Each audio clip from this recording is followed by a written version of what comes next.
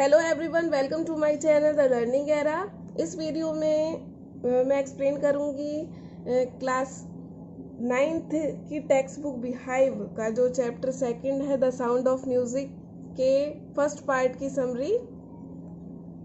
इस चैप्टर में 2 पार्ट्स हैं और जो इसका पार्ट सेकंड है द शहनाई ऑफ बिस्मिल्लाह खान, मैं उसे बाद में एक्सप्लेन करूँगी। So now I will explain to you summary of part first. Evelyn Glennie listens to sound without hearing it. Evelyn Glennie sound सुनती है बिना इसे सुने। आई होप आपने ये चैप्टर रीड आउट कर लिया होगा। चैप्टर पूरा पढ़ना ज़रूरी है और एनसीईआरटी बुक अगर अवेलेबल नहीं है आपके पास तो मैं डिस्क्रिप्शन में एक ऐप की लिंक शेयर कर रही हूँ। एनसीईआरटी सॉल्यूशंस ऐप अच्छा ऐप है where you can get every book of NCERT in the form of PDF. So let us begin our summary. Evelyn lost her hearing at a young age. छोटी उम्र में Evelyn ने अपनी hearing खो दी थी. This part is about a Scottish girl named Evelyn. She was very fond of music and wanted to make it her life slowly. Evelyn lost her sense of hearing. It was first noticed when she was 8 years old. By 11 years she was completely deaf due to nerve damage.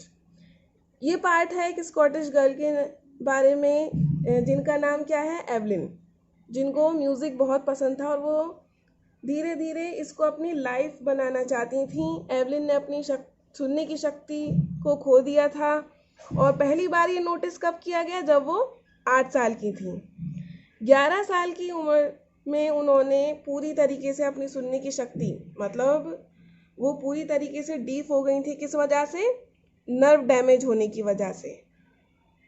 Evelyn didn't give up hope and never looked back.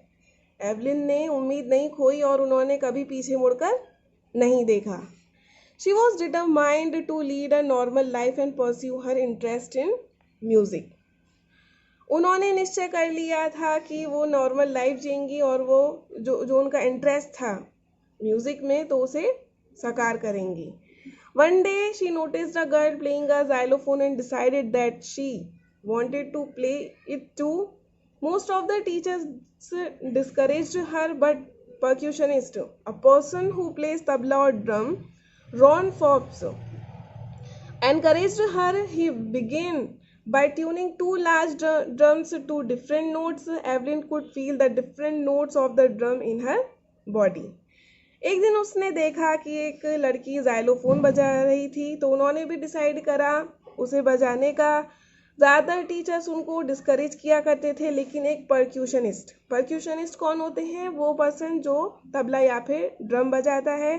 तो एक परक्यूशनिस्ट Ron Forbes, उन्होंने Evelyn को encourage किया। कैसे? उन्होंने उनके सामने 2 बड़े बड़े ड्रम्स बजाना शुरू किया डिफरेंट नोट्स में।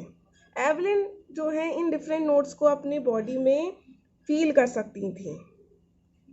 The rest was sheer determination and hard work. She traveled the United Kingdom was with a youth orchestra, and by the time she was 16 she had decided to make music her life. She auditioned for the Royal Academy of Music and scored one of the highest marks in the history of the academy. She gradually left the orchestral work and started giving solo performances. At the end of her 3-year course she had received most of the top awards. बाकी उनका दृढ़ निश्चय था और उनका hard work था। वो United kingdom भी गई यूथ ऑर्केस्ट्रा के साथ, और जब वो 16 साल की उम्र की हुई तो वो डिसाइड कर चुकी थी कि वो म्यूज़िक को अपनी लाइफ बना लेंगी। उन्होंने रॉयल एकेडमी ऑफ म्यूज़िक में ऑडिशन दिया जिसमें कि एकेडमी की हिस्ट्री में उनको हाईएस्ट मार्क्स मिले। धीरे धीरे करके उन्होंने ऑर्केस्ट्रल वर्क छोड़ दिया और वो अकेले परफॉर्मेंसेस देने लगी। 3 साल का जो वो कोर्स कर रही थी म्यूज़िक का, उसके एंड तक उनको काफ़ी सारे अवार्ड्स मिल गए। Evelyn senses music. Evelyn sense करती हैं म्यूजिक को. She explains that music flows through every part of her body. It टिंगल्स in the skin, her cheekbones, and even in her hair. When she plays the xylophone, she can sense the sound passing up the stick into her fingertips. वो बताती हैं कि music जो है उनके body के हर part में flow करता है. इट टिंगल्स मतलब कि स्लाइट सेंसेशन को बोलते हैं. उनकी स्किन में टिंगल्स करता है, उनकी चीक बोन्स में, और यहाँ तक कि उनके हेयर में. जब वो जाइलोफोन बजाती हैं तो वो साउंड को स्टिक के जरिए से साउंड पहुंचती है उनकी उंगलियों में. By leaning against the drums, she can feel the resonances flowing into her body on a wooden platform. She removes her shoes so that the vibrations pass through her bare feet and up her legs. जब वो drums को beat करती हैं तो वो थोड़ा झुक जाती हैं और वो रेजोनेंसेस को, अपनी बॉडी में रेजोनेंसेस जो पहुंच रही होती हैं तो उसको महसूस कर सकती हैं. जब वो वुडन प्लेटफॉर्म पर परफॉर्म करती हैं तो वो अपने शूज उतार देती हैं जिससे कि वाइब्रेशंस पहुंचती हैं उनके पैरों तक. Evelyn and inspiration. एवलिन एक प्रेरणा.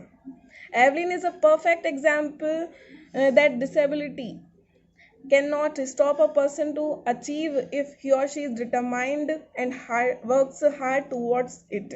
Evelyn earned many awards and rewards. She has given enormous pleasure to millions. Evelyn एक परफेक्ट एग्जाम्पल है कि डिसेबिलिटी जो है वो किसी भी पर्सन को रोक नहीं सकती है अपने गोल्स को अचीव करने से. अगर वो हार्डवर्क करता है, जो मेहनत करता है, निश्चय कर लेता है कि उसे वो अचीव कर लेगा. एवलिन ने बहुत सारे अवार्ड्स, को बहुत सारे अवार्ड्स एंड रिवॉर्ड्स मिले हैं और उन्होंने बहुत सारे लोगों को, लाखों लोगों को प्लेजर दिया है. So this is the summary of part first. आप ये चैप्टर पढ़ लीजिएगा.